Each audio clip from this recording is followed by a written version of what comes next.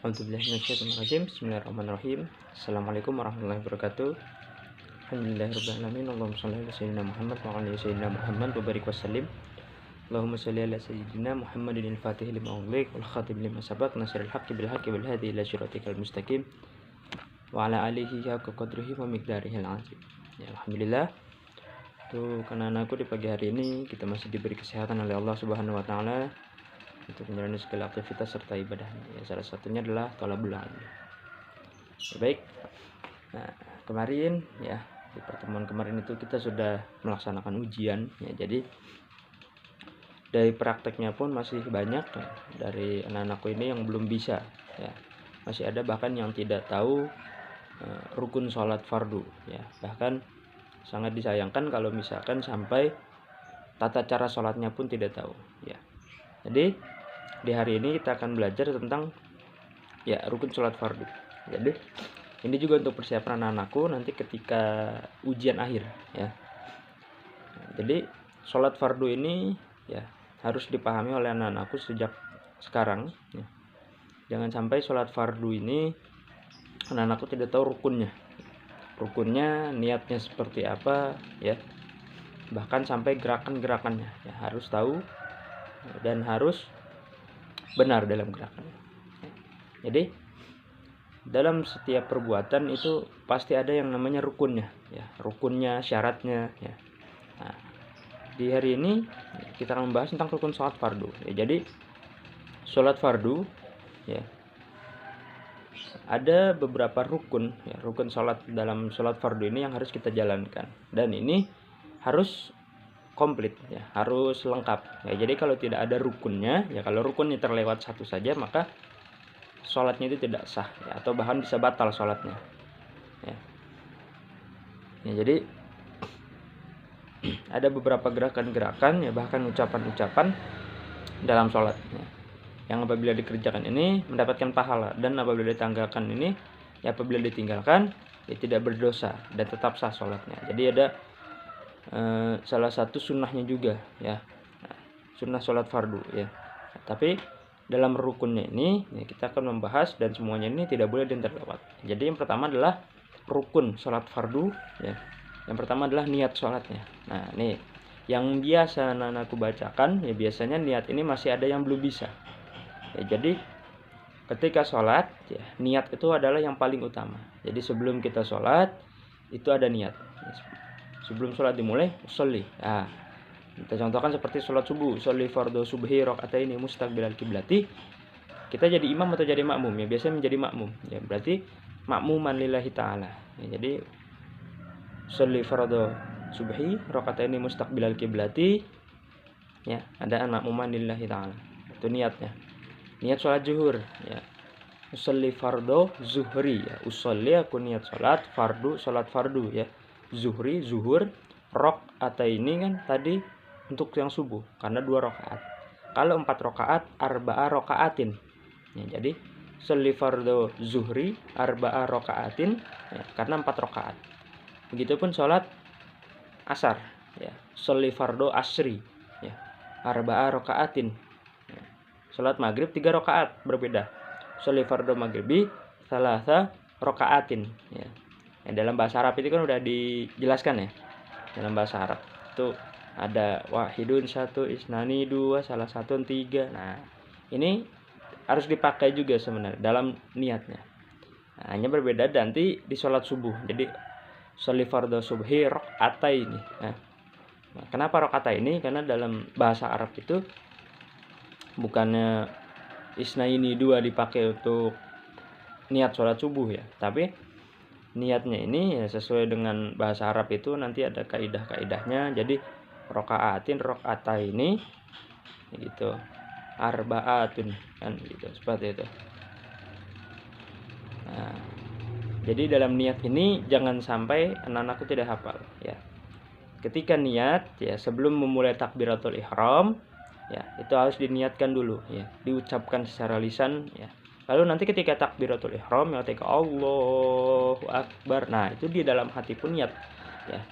Nah, kalau misalkan kita niatnya sholat isya, sholli fardhu isya arba'a rakaatin mustaqbilal kiblati, ma'muman lillahi ta'ala. Nah, ketika takbir, ya, maka dibaca juga dalam hati, itu artinya, ya Allah, saya niat sholat Isya 4 rakaat menghadap kiblat mengikuti imam karena Allah Ta'ala. Itu niat di dalam hatinya. Ya. Tuh, seperti itu. Jadi niat ini bukan semata-mata hanya niat di awal saja, tapi harus benar-benar niatkan dalam hati. Nah, yang selanjutnya setelah niat itu berdiri tegak. Jadi tidak boleh goyang kiri kanan atau lain sebagainya ya. Nah, namun bagi yang sakit ya boleh sembari duduk, berbaring atau terlentang.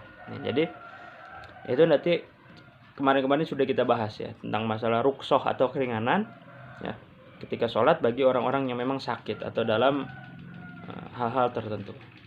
Jadi setelah berdiri tegak lalu takbiratul ihram ya. Jadi yang pertama niat, yang kedua berdiri tegak, yang ketiga takbiratul ihram, yang keempat ini membaca surat Al-Fatihah pada setiap rakaat ya. Jadi ini penting, jangan sampai terlewat. Yang keempat membaca surat Al-Fatihah, yang kelima ruku dengan tumaninah ya, ruku. Jadi setelah baca Al-Fatihah surat pendek lalu ruku dengan tumak ninah ya. Apa sih tumak ninah ya?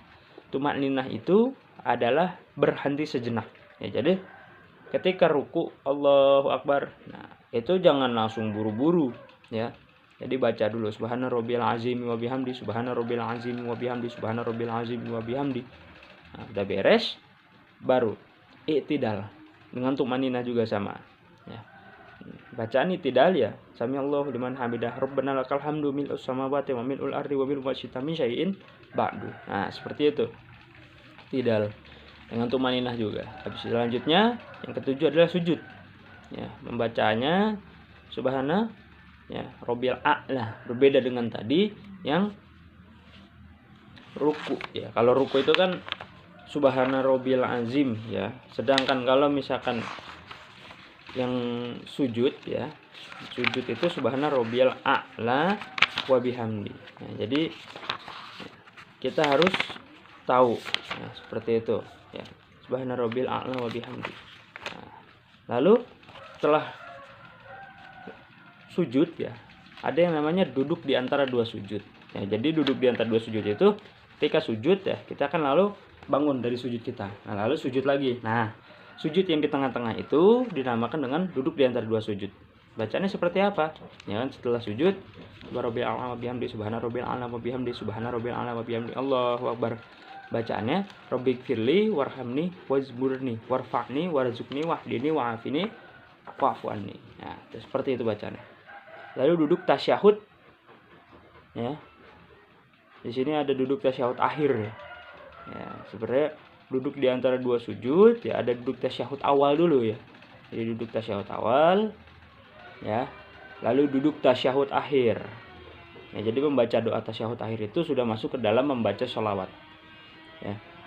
Duduk tasyahud awal, ya lalu duduk tasyahud akhir, ya, lalu membaca sholawat Nabi. Ya, membaca sholawat Nabi itu kan yang kemarin ya, sudah dikasih tahu, sudah diberitahu ya. Jadi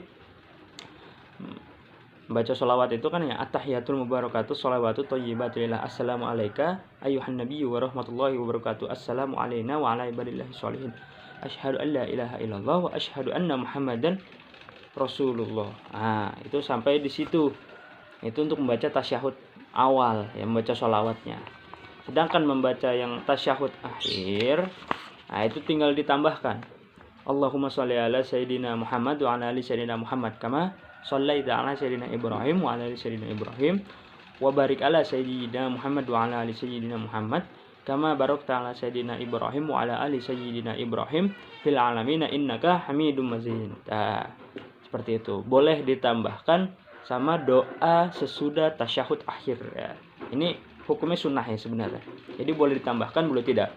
Allahumma inni a'udzubika min azabil jahannam wa min azabil kubri wa min syarri fitnatil mahya wal mati ya wal mamati wa min syarri fitnati al masihid dajjal. Nah, ya.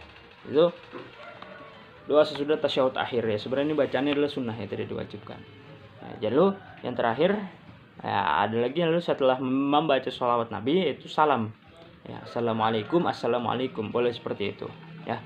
Lalu yang terakhir adalah tertib ya. Jadi tertib itu berurutan, mulai dari niatnya, berdiri tegang, baca Al-Fatihah, ya tasyahud awal, tasyahud akhir, ya itu harus benar-benar tertib ya dari awal sampai akhir. Jadi tidak ada ya, setelah baca Al-Fatihah kita ruku, ya setelah ruku langsung sujud, habis sujud langsung kita bangun lagi membaca surat pendek. Nah, itu jangan seperti itu ya. Jadi gerakan-gerakannya ini, ya rukun-rukunnya ini ya, harus sesuai semuanya, harus pas semuanya.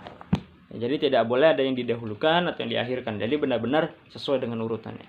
Ya, itu saja. Ya nanti mungkin ketika sudah mulai tatap muka ya kita sudah mulai sedikit-sedikit mempraktekannya, karena untuk bekal anak-anakku juga nanti ketika ujian akhir ya itu akan ada yang namanya tentang seperti itu ya mungkin.